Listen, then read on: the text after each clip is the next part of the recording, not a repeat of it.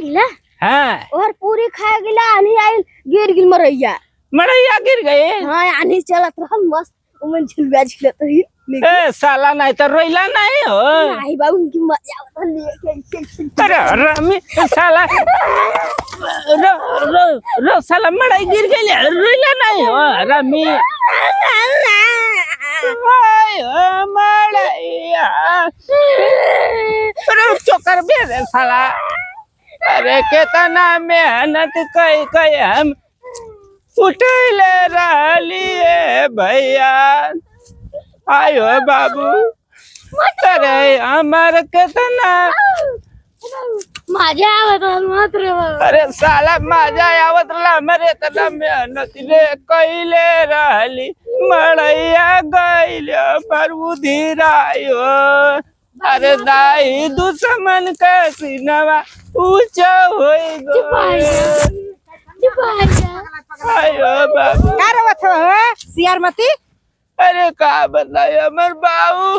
अरे हम गए रलिया पुड़िया खाए बुनिया वारे मैया हमारे अनिया ले गइल टटिया कुल उड़ाई देले से। ये मारी मैया हई मड़ई धरे आनी गिरा देले से ना तू फेंक। अरे का कोई अरे हम त गाय बानत रहली बहरे हम कई बुढ़ाऊ। अरे हमर बुढ़िया का निशानिया रे मड़ैया ओ बाबू।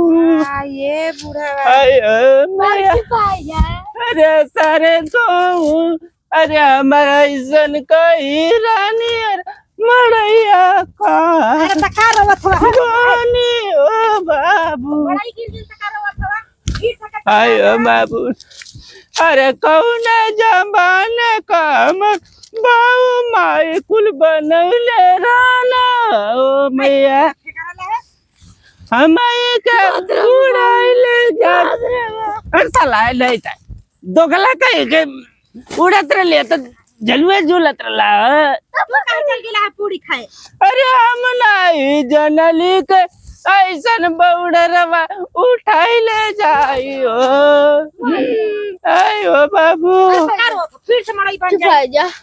अरे हमर बुढ़ावा बुढ़िया लेके चल गई रात मड़ैया त का करी घर दुआर वारे। अरे अथवा हम सुनी त का कहियो। आयो बाबू मजा आवत साला कर घर तो के छोड़ के कर लिया तू उधर वाज देला घर। अथवा जिठो मड़ई ना गिरल बा कौनो बाहर महल ना उजाड़ल बा। जब काटो नहीं तो तू आइले यहाँ तो सीना पे नमक दर है। अच्छा हाँ बा बढ़िया हम तो बैठली रोव चाहे तू गाव। आयो बाबू हमारे इतना मेहनत का बसवा कसवा कुल उड़ लेके गयल रे मैया। अब बा हमसे पूछ अच्छा आंधी आई नहीं कसको। अरे तो साला कस के आइरला त का करत रहला ओ बाबू। तो के हम मोटा वइले रहलिए का करे के रे भैया। हमर मड़ैया में तू साला झलुआ झूलला खूब। अयो साला ठेकरा थावा सियारमती बुढ़ाई। अरे भाई हम इतना मेहनत से बनैले रहलिए कुल हमारे जिंदगी ले गयल हो बौड़रवा रे। बनाए सब सीट मीटी गिराई हम ई के पलट देले रत हो सरा मुआई देबे तो के हम हरामी दोगला नहीं था। हे भैया हे साला तो खाली घर में रहत साला एकरा गणिया मारते हरामी नहीं था हमारे कुल चला कुल हमारा उधर आई ले गए। उधराई गल बा तो के ढंग से देख केर के टट्टा घोड़ा उधरल बा। आयो बाबू उजड़े के का करबा हमार तो कुल खपड़वा घर से उधराई गल एको नरिया ना बचल बा।